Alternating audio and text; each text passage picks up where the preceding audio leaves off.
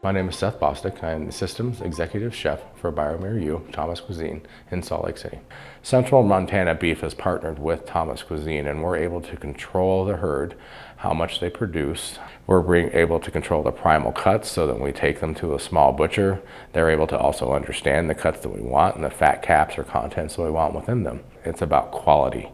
And when we elevate the quality within the product, such as the beef, you're going to get a better product on your plate and having to do less manipulation for it. Central Montana Beef itself is going to bring a quality to the plate that is going to enhance the value to our client and our customer alike. Once they feel and taste and understand what this beef product is, they're immediately going to gravitate to it. It's easier to eat, it's easier to chew, it digests better. They're able to eat a good quality product that's going to provide them calories for energy, sustainability, and they're going to enjoy it, and they're going to come back the next day and they're going to want it again and again. It's a product that will sell itself because of its quality. Today we are going to go ahead and start working with a primal cut of brisket from Central Montana Beef. We're going to produce a barbecue plate of smoked beef brisket over a roasted root vegetable with timeless lentils and grains, and make a succotash, and then we're going to have that with a wilted kale and butternut squash salad like a coleslaw, and then we're going to touch that off with a little bit of Slide Ridge honey vinegar and micro parsley. Today we're going to be working with primal cuts from our Central Montana Beef. On the board today I have a brisket, which is one of 8 primal cuts that come from our beef cattle.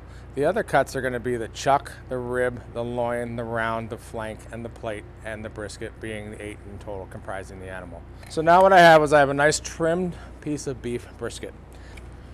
We're going to season it with a wonderful coarse salt, and then we have a coarse ground black pepper. I'm going to take this, put it on our speed rack.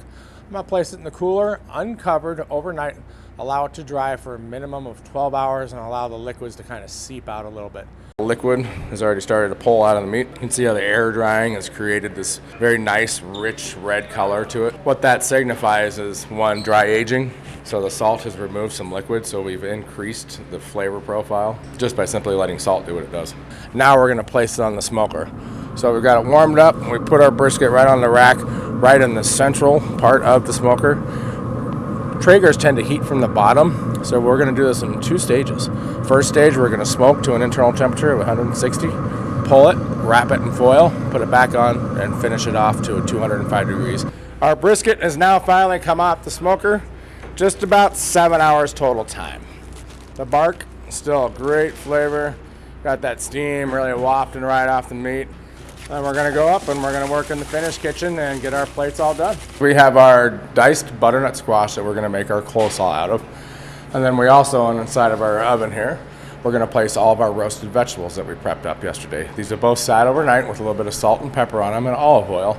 The whole goal is to reduce the amount of liquid within the vegetable so that we get a more intense flavor out of them while roasting. Now we've got our roasted root vegetables that just come out of the oven. They got some nice charred tips to them. The carrots have got a little bit of blister on the outside. It's really going to accent the sweetnesses that come out of these root vegetables. I've got some wonderful timeless French green lentils right here. I'm going to mix in with it. A little black garbanzo bean to go along, give us a nice protein content, and also to give us a nice texture and a little bit of starch in our diets. And some black caviar lentils. I'm going to take these pieces here, toss them up. We're going to let the vegetables kind of bring in the heat into the lentils themselves so they don't paste out and get overdone.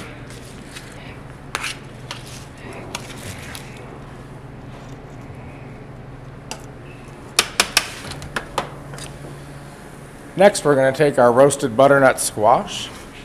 We're going to add that right on top of the wilted kale, which we set up with a little bit of salt and pepper and olive oil to help macerate over the evening. And toss that together. Make a nice little bed to put our brisket on. So now we're just going to take a nice vinegar, touched off with just a little bit of olive oil to help it move around the leaf a little bit, palletize it. Doesn't take much. So this, in barbecue world, is referred to as the mop. So this is our mop sauce. Now, we got our barbecue brisket. So we're gonna come in here. We're gonna take a nice slice. We got a nice smoke ring around the outside. We can definitely see the moisture and the fat content. And we're gonna go anywhere about 1/8 of an inch thick or so. We wanna do 2 to 3 slices, depending on the plate. Get those, and we'll place those right on our barbecue platter.